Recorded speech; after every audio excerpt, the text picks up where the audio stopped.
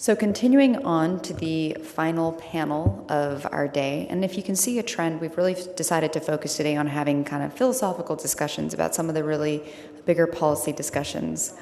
Give our panelists a moment to settle in.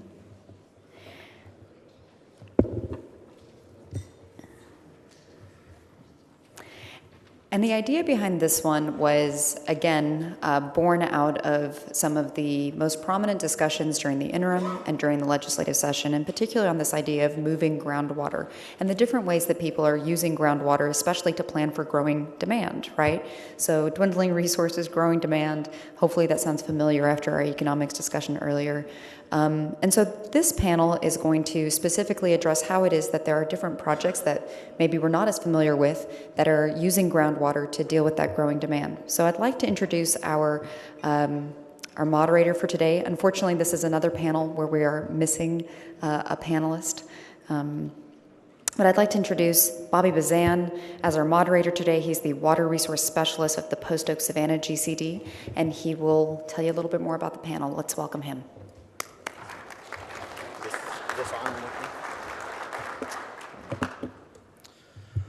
Well, thank you. I know I'm standing between y'all and the today's evening break, so hopefully we can have everybody attentive and awake since fun is on the other side of this. But before I get started with this panel session, as Sarah just noted, we do not have one of our panelists here with us today, as we all know what's going on the Gulf Coast because of Hurricane Harvey.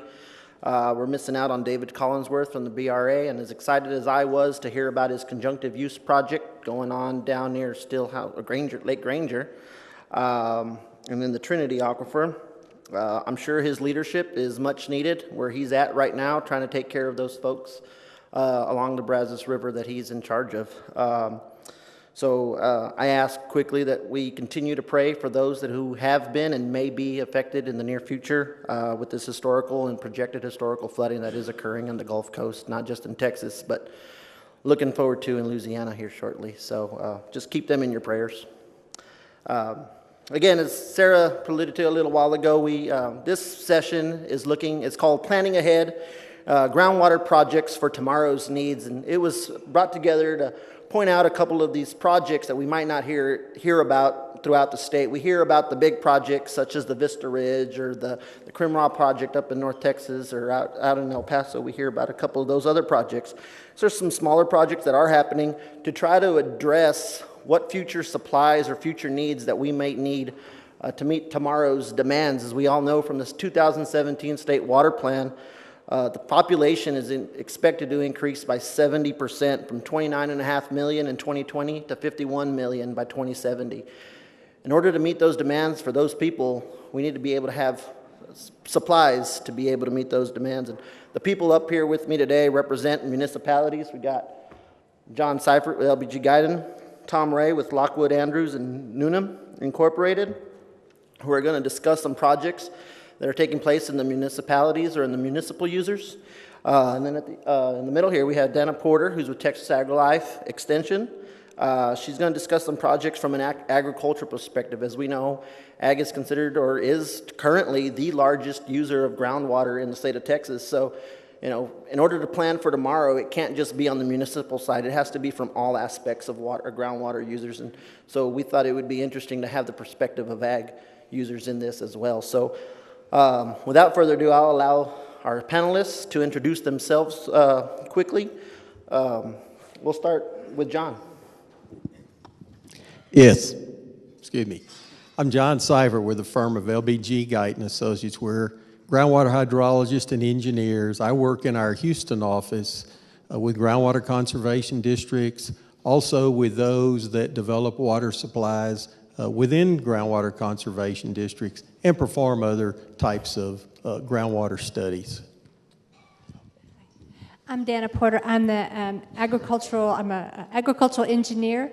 I do irrigation research and outreach education. I'm based at the Lubbock office with Texas A&M AgriLife Research and Extension Service.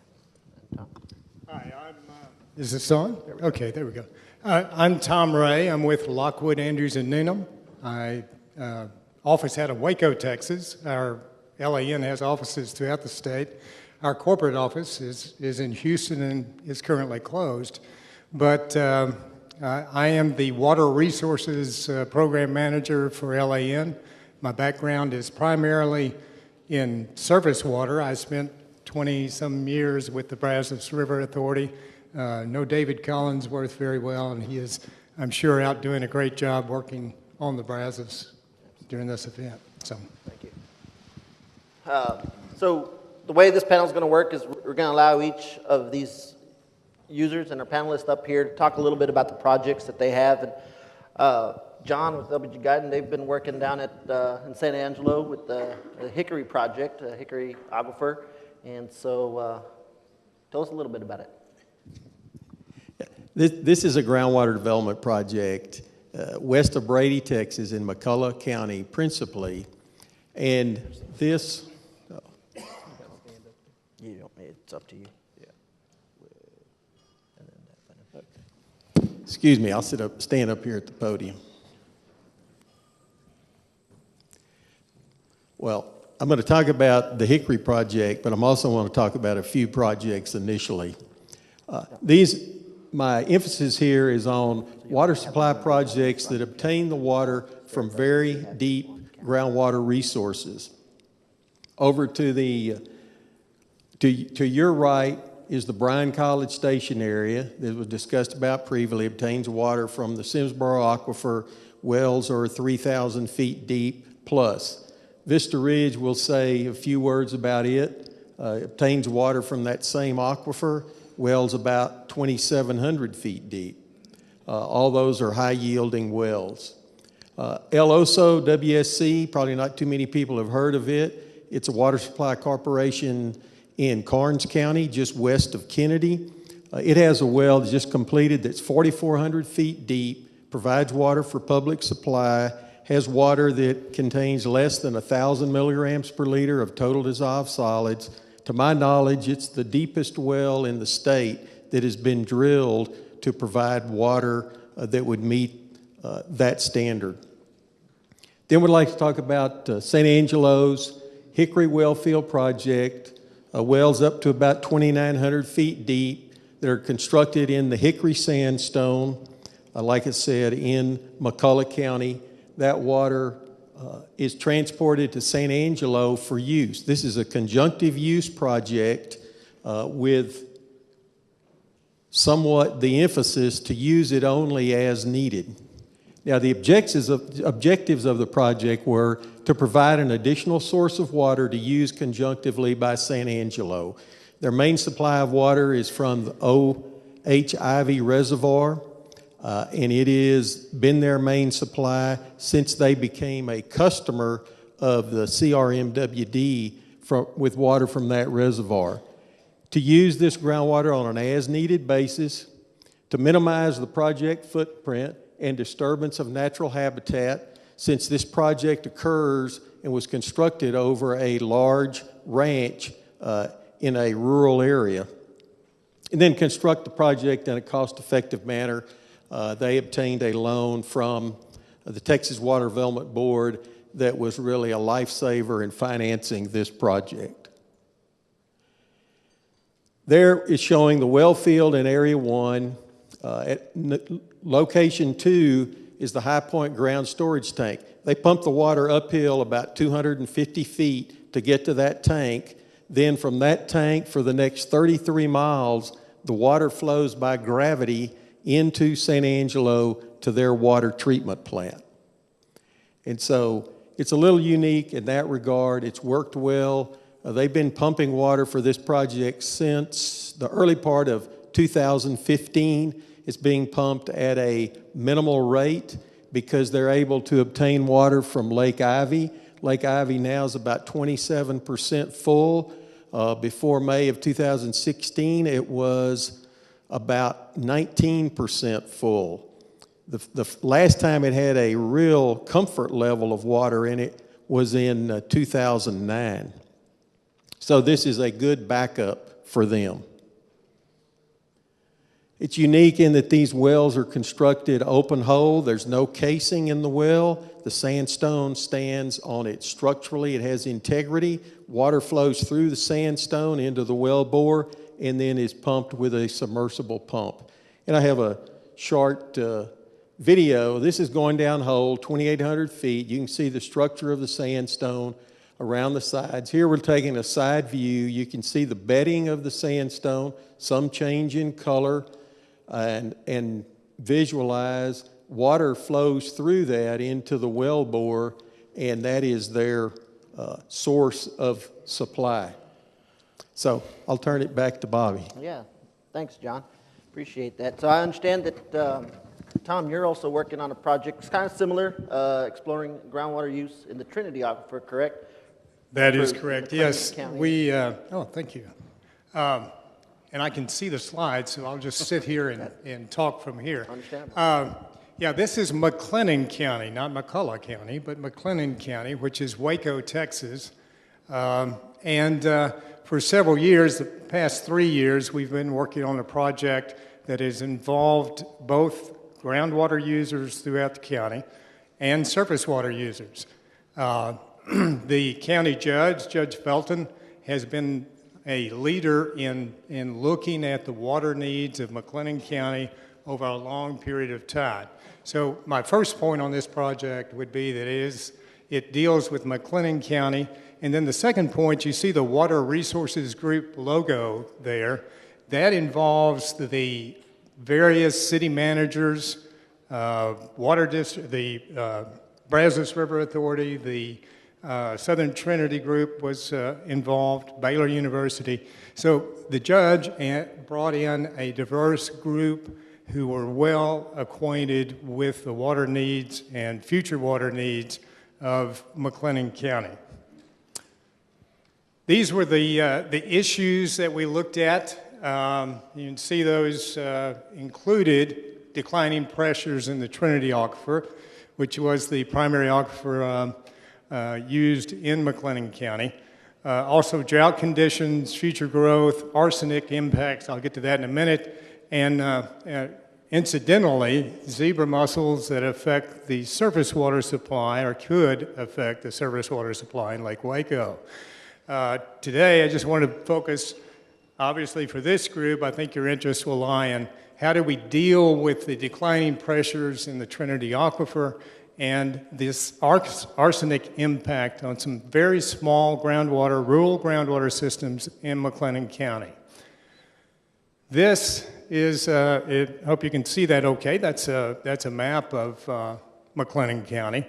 And that dashed line is put there to show you the area of arsenic impact. It's primarily in the eastern part of the county.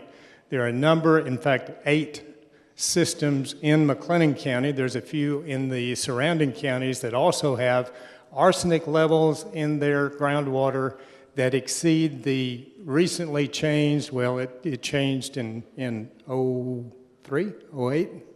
Anyway, a while back.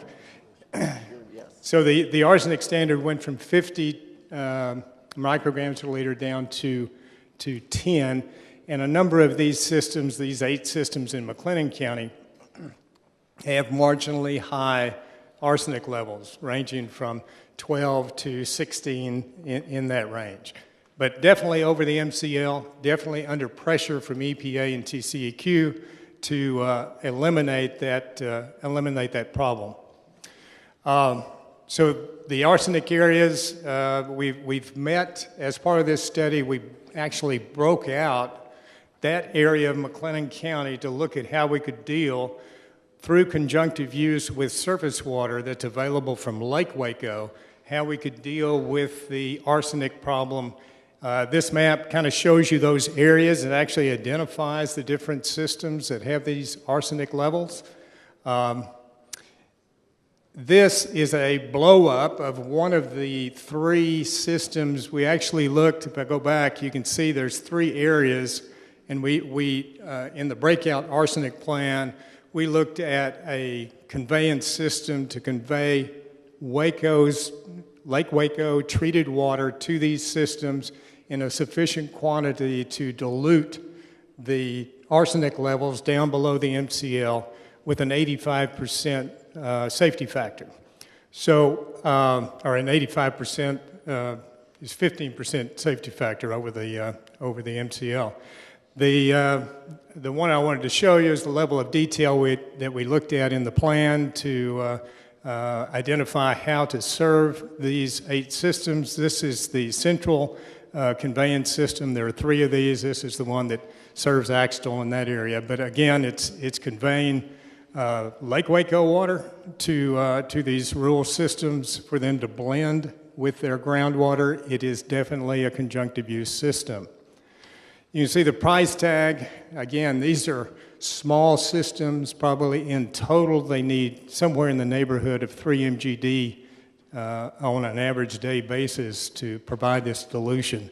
And the cost, you can see, is significant, particularly compared to the cost of their current systems. All right, let's talk a little bit about number 1 on that list I showed you is the declining groundwater pressures in the Trinity Aquifer. The city of Waco, which has the water rights in Lake Waco, recognizes the issue that as the Trinity pressures continue to decline over time, that there would be pressure on Lake Waco to extend its conveyance, its treated water transmission system further out into the periphery of Mclennan County. That will be a very expensive proposition, and Waco recognized that a better plan would be to look at conjunctive use today, start using surface water to replace some of the major groundwater pumping in the central part of the county. These areas that are shown here, the municipal areas, Woodway, Hewitt, Belmead, there are about 10 major groundwater users in Mclennan County that constitute most of the pumping and have a significant impact on the water pressures in the Trinity over time. Okay, that shows you a GAM, that's the GAM 10 run uncorrected, but it shows you the depression in the pressures. That is the one on, would be your left, is the Woodway Hewitt area. The one on the right is the Belmead area, and also another industry in that area that use a significant amount of groundwater. So the idea is to bring those pressures back by using surface water conjunctively. We looked at that. We looked at where these cities, these big water users, the top 10 groundwater users, had connections to the city of Waco and how we could provide surface water to these areas. Our target was to see what amount of groundwater it would take to restore and maintain the Trinity Aquifer on out into the future, with 2070 being the target year. What we found was if we used 50%, there we go, if we used 50%, which is what, this is GAM run 10-4, which means that we reduce these big users by 50%, you can see the type of increase in the water pressures. We went from somewhere in the neighborhood of 600 feet decline to 200 to 300 feet, depending on what level you are. So that will extend the life, if you will, the availability, the viability of the Trinity Aquifer, particularly in the peripheral areas of the county, for many years to come. So that was our goal. We are in the process of trying to implement that good idea. Thanks, Tom. That sounds like a really interesting project, and we look forward to hearing a little bit more about it here in our little question segment. But before we could do that, Dana, I mean, you're working with I know a lot of agricultural projects, and I know it's from a different aspect of not so much seeking new sources, but trying to conserve, especially up in the Ogallala area, trying to conserve a resource and a groundwater resource that's very valuable to that area, correct? That's correct. That's correct. Thank you very much. And there are several people here who can hold me accountable and correct me at any time, and I appreciate that, and I welcome that. The graph that I have at the top of this slide, you've all seen it. It's from the Texas Water Development board the State Water Plan 2017. I enhanced the agricultural irrigation line. It's the only line going down over time. And it's not because we don't want to keep irrigating, but realistically, on the good side, the glass half full side, we are doing a better job of being more efficient in water conservation. And Mr. Bowers gave some good examples of how they're doing that, and I'll elaborate all day long and then some if y'all are willing to listen. But also, just realistically, the well capacities are declining, and it's just a reality that our producers are facing. We have a fairly large number of acres in Texas irrigated, about 4.5 million plus or minus. That constitutes approximately 72% of the groundwater use in the state. Up in the high plains, and just confessing my bias here, I am up from the high plains. I grew up there, and I've returned. So about over 90% of the total water use is agricultural irrigation up there. So we think we're kind of, if we can save water in agriculture, we can make a big dent in it. The big difference between agriculture and a lot of the other projects is our decisions are decentralized. The decisions are made at the field, the farm, the operation level by the end users.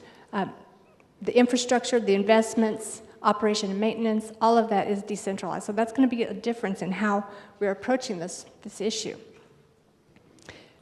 Our producers, especially in the high plains, again, confessing my bias, have been really rapid adopters of the advanced irrigation technologies, efficient advanced irrigation technologies, including the low-pressure center pivot technologies, low-energy precision application, which was developed by Jim Berdowski and Bill Lal up at the halfway station.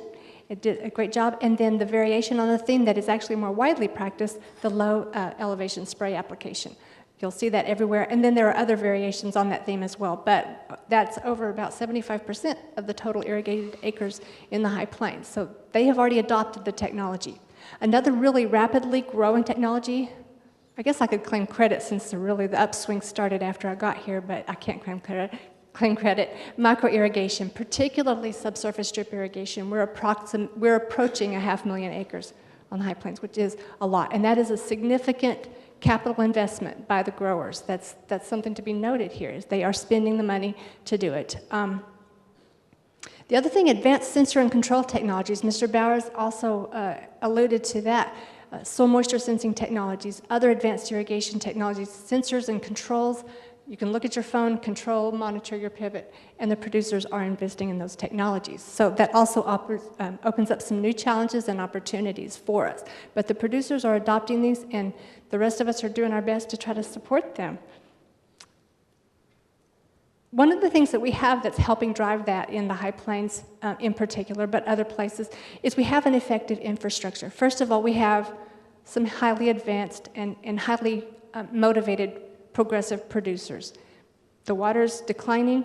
They still want to make a living, so they're going to have to do a good job with what they've got, and they really are investing and learning to do that. We have the critical mass of industry, the manufacturers, dealers, designers, installers who can support that. And then we have good collaboration between and among the producers, the industry, and agencies. And that includes the groundwater conservation districts, who have been very supportive in these conservation districts, as well as in cost share programs and research programs to help support that. USDA Agricultural Research Service on the leading edge of the research. USDA Natural Resources Conservation Service, the Environmental Quality Incentives Program, has really helped with their cost share programs to help invest, lower the cost, that capital outlay, to help make those within reach. And of course, land-grant universities and the research and extension programs. And I use that plural because really it's Kansas, it's Oklahoma, it's Nebraska. We're all working together. Speaking of working together, we're working on some really larger, multi-state, highly integrated, interdisciplinary projects, including USDA in our the ARS Ogallala Aquifer Program, which is a collaboration of Kansas State University, Texas A&M University Extension and Research, Texas Tech University, West Texas A&M, and the USDA agricultural research service laboratories at Bushland and Lubbock. And that has really, it's not enough money to start a new project, but it really is nice to be able to, it helps us to work together a lot better and leverage what we have. And so our collaboration has really increased. Resulting from that, we were able to get funded for a USDA National Institutes of Food and Agriculture Ogallala Coordinated Agriculture Project. And this we added Colorado State University, University of Nebraska, New Mexico State University, and Oklahoma State University. And we're tying in the hydrologic models, the economic models, the irrigation technologies, the agricultural technologies, and the economics and technology transfer all as a group. And that is, there are 40-something researchers involved in that project, so that's quite an undertaking. We have a chief cat herder hired to keep us all moving forward, and you can understand if you've got that many PhDs in a room, you need some help coordinating us and keeping us moving forward. And we have some Groundwater Conservation District, NRCS folks who are on, and producers and crop consultants who are on our external advisory boards, keeping us all in line. So we really do appreciate their help.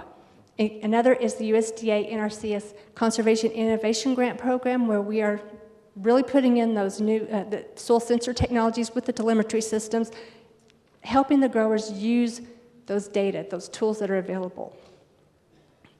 Finally, cost share and low interest loans have been very critical to this. We've got, again, the USDA NRCS EQIP program has been very instrumental in expanding the advanced irrigation technologies, and as well as the information technology and tools, and the Texas Water Development Board Agricultural Water Conservation Grant programs, including the low interest loan programs like the Panhandle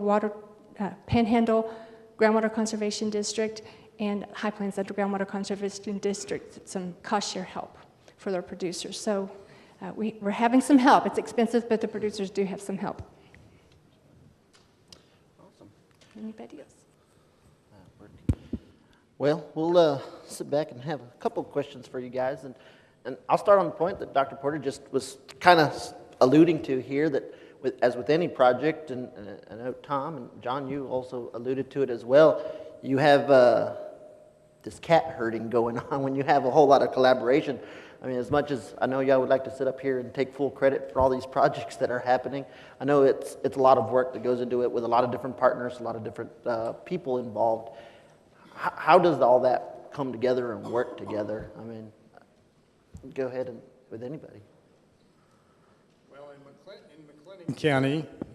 Mclennan County, as I mentioned, it's this water resources group that the judge pulled together, asking all the city managers from the cities, including the Hewitts and the Woodways, including the Southern Trinity Groundwater Conservation District, which we need to continue to work with to refine a lot of things in this project.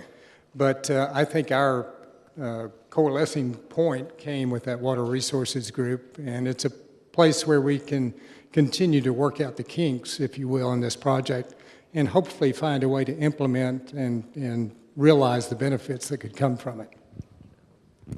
Anybody else? No? Well, sounds good. So with these projects, and one of the themes of the day that we've been hearing a lot is about these groundwater rights and groundwater, private property rights. With these projects, obtaining those rights to that water, we know groundwater is a private property right in the state of Texas. How did your projects, especially John and Tom, how did these projects go about either obtaining water rights or addressing the water rights issue when it came to developing these projects? But need to realize that the wells that were drilled initially by the city of San Angelo, that was done in the early part of the 1970s. Those wells were not utilized really until the first of 2015. Now, between the district, the Hickory Underground Water Conservation District, and the city of San Angelo, they started out on kind of a rough point because they were in litigation with each other. And they were trying to come to an agreement on how those wells could be used, the quantity of water that could be pumped, and then the timing of that as it would change through the decades. Litigation was not successful. They went to a direct mediation between the parties, between the city and the district. That mediation was successful. They groomed, couched an agreement. This went back to the attorneys. They put that in legal language. That went back to the court before the judge. The judge issued a court order based on what they had worked out, and that is the agreement under which they're working today. And it's turned out to be a good agreement. It required certain well spacing. It limited the quantity of water that could be pumped per well. It had a step-up function in it for the amount of water that could be pumped from the well field on a yearly basis. It also had a credit program in that agreement. So it's been the basis, like I say, since 1997 when it was agreed to and the court issued the order, and then when they began pumping in the first part of 2015. Tom, and I know you're dealing a little bit with surface water as well with this issue, correct? That's true. Now, the surface water in Mclennan County is under one water right, primarily Lake Waco, which is the city of Waco holds that water right. It is a Corps of Engineer project, but they have the water right. As far as groundwater, it's all within Mclennan County, so it's all within the purview of the Southern Trinity Groundwater Conservation District. And Scooter Ratcliffe and his group do a great job of getting those permits, those wells not only permitted, but monitoring the wells, and they're out in the field a lot looking at water levels, that type of thing. So they're the ones that are carrying that load, getting it done. Thank you. What about users up in, agricultural users? They're usually on permits. I mean, is there any pushback from adopting some of these technologies when their permits, say they have a certain amount of water and maybe they don't want to lose that water? Because a lot of people think that, oh, well, I've got a permit. If I don't use it, I might lose that. Is there any pushback that might occur with people adopting new technologies? I'm not really seeing that in the High Plains. Okay. They get a well permit, and I think really from my observation, the groundwater conservation districts and the boards have worked very well with the permit holders and with the agricultural producers. They're sensitive to that. There's a lot of input from a lot of the board members, right, Dr. Hopper? A lot of the board members are producers, and so the producers are well represented. And then in the High Plains Water District, that's the one I'm most familiar with. They have county committees. Again, those are more agricultural producers are well represented on those. So I think that their interests are certainly taken into account. And as decisions. You said, it's their livelihood that's stake here. It absolutely is. They take a strong interest. Absolutely. So what kind of challenges did these projects, and we'll start, John, here on my right, what kind of challenges have been presented, and do you see that may be arising in the near future as this project continues to develop? Well, I'd say the biggest challenge was coming to an agreement initially. Then after that agreement was in place, then it was a matter of time before they constructed the project. This well field is just about completely remotely operated, so there's a significant amount of electronic SCADA in this well field. It also is in an area, if you live in that area, that experiences a significant number of lightning strikes, and so it's keeping this equipment up and running and dealing with that issue. But I mean, those have been the main challenges in it. So it's just been in operation 2 years, pumping at a low rate, no more than about 1 million gallons per day. So it hasn't had to ramp up to a higher pumping rate, which there may be some things that occur then. But as we said, the objective is tremendous capital investment, but if we can keep water in Lake Ivy in sufficient amounts, the groundwater that is in place gets to stay in the ground, and it is conserved for future generations. Dr. I'll throw the same question at you. What challenges are faced or have y'all faced and may continue to see in the future? The challenges, of course, the high capital investment that is required on an individual basis, and learning curve. Some of the technologies are not as, maybe they don't work quite as well right out of the box as we might expect or hope that they would, and so there's a learning curve. They're not universally applicable. So which technologies work best with my operation? And then finally, the decision-making process is fairly complex because the farmer may or may not be the landowner. The landowner may or may not agree with the tenant. The banker and the insurance guy and the sales guy, and there are a lot of voices in their heads when they're trying to make decisions, and so that is a complex problem. And if I could get C.E. Williams to tell me exactly how much water is going to be there and how long it's going to be there, I would know whether it would be good to invest in that. Well, see, you got a big task ahead of you. No pressure. Tom, same question to you, Tom. Okay. Well, let me start with the easier challenges, I guess. Go from the floor to the ceiling. One of the things we have to do is work with the Southern Trinity Groundwater District in getting our modeling correct, because the modeling needs to show the benefits long term. The benefits long term then are going to be what we can show to the major groundwater users as the need or the reason, the motivation to use surface water. Then you move to that next level, it's going to be the cost of surface water versus groundwater. I mean, that is huge. And so the situation in Mclennan County, and I'm sure in other areas of Texas, is that where we try to preserve groundwater with surface water, or where we try to use groundwater conjunctively with surface water, we know that surface water is significantly, because of its nature and the components involved in treating it, delivering it, the pumps, the pipes, is going to be significantly more expensive. We're trying to meet that challenge with another challenge of developing a countywide rate where this use of surface water by the large groundwater users is compensated to some degree, hasn't been worked out, but to some degree to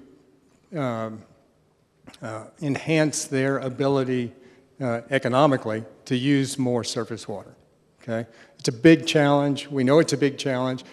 We do have, again, I go back to the Water Resources Group, we have all the politicians involved, all the cities, the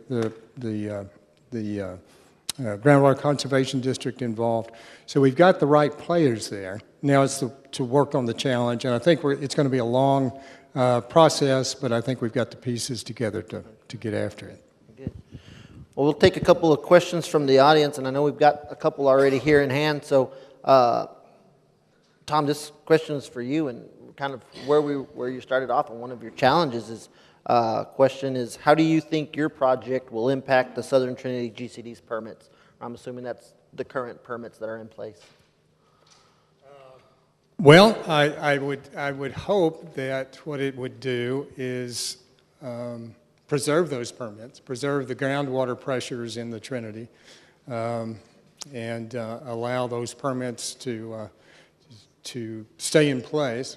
And we need to make sure the groundwater is there, because there wasn't enough time to go into detail. But in a conjunctive use system in Mclennan County, we dealt with drought. And during a drought, the conjunctive use system is cut back, and the groundwater is pumped. Okay, so you're peaking off during drought conditions. You're peaking off the groundwater, and then expecting recovery, during normal conditions, and then allowing the conservation of groundwater pressures with the conjunctive use of surface water. So I think it's a positive, in my opinion. And another question is, and this is for any of y'all up here, what are your views on the role of TERS, or the total estimated recoverable storage? We've seen that name thrown around quite a bit, in determining water availability. And I'm assuming this is water availability for these projects that are occurring. I'll let John, Okay. Well, regarding TERS in this project, the hickory sandstone is fully saturated. is about 400 feet thick. And so there's a tremendous amount of water in storage in the aquifer. In terms of TERS, haven't calculated that number. In terms of saying that there's a tremendous amount of water in storage in aquifers throughout the state, I believe that's something that's been known for a long time. TERS brought that somewhat to people's attention, but water resources planners and developers have been cognizant of that for many years in this state. Anybody else? No. Well, I think that's good. Is there any questions in the House? I think we have a couple more minutes for maybe one or two questions. Yes, sir, Joe. My question is to Tom Wright. Tom, I think the Water Resources is doing a great job. Waco. And Judge Felton should, hats off to him for putting that together. In the GMA 8 planning process, we've noticed what we like to call it the drain in the bathtub right there around Bellmead, Hewitt, Woodway, those areas. I've always been curious why. I was told that, the people feel like the groundwater is free. They don't want to pay the cost of the surface water that has to be treated and then shipped to them. However, it looks like if they were educated enough, they'd realize that they'd be fighting for a place in line to get that water because there's serious drawdowns in that lower Trinity. So I was just curious how they feel about that. Is it going to be a SWIFT funded deal probably, or how's it going to play out? Yeah, good question. Yeah, the Arsenic Breakout plan I mentioned and that you're alluding to was taken to the Brazos G regional group this month. Mm-hmm. So hopefully that lines it up potentially for SWIFT funding. To your other question of using groundwater because it's affordable to use, that attitude, it's a reality that city managers have to deal with, first of all, let's say that. But it's also a reality that is changing because there's starting to be recognition of the long-term consequences. Our challenge for a project like I just described is to show those long-term benefits in such a manner that a city manager can say, yeah, it makes sense for me to buy this more expensive surface water and use it. It's going to help the Trinity Aquifer sands in the long term, and we're going to benefit, and all Mclennan County is going to benefit. It also helps us to take that case to the other groundwater users in Mclennan County, peripheral, and say, these big users more in the central part of the county are going to be cutting back, using more expensive surface water. It's going to benefit you in the long term. So we need to tag a benefit to that can be related to a county-wide rate, a surplus or a charge then that's put on that groundwater use that can be used to defer some of the costs from the use of conjunctive use of surface water. Does that make sense? I think this Mclennan County group and the judge are to be commended because those are the kind of questions they're getting asked. Any other questions from the crowd? If not, I'd like to ask y'all to thank these people for joining us. Appreciate y'all coming, spending your time with us.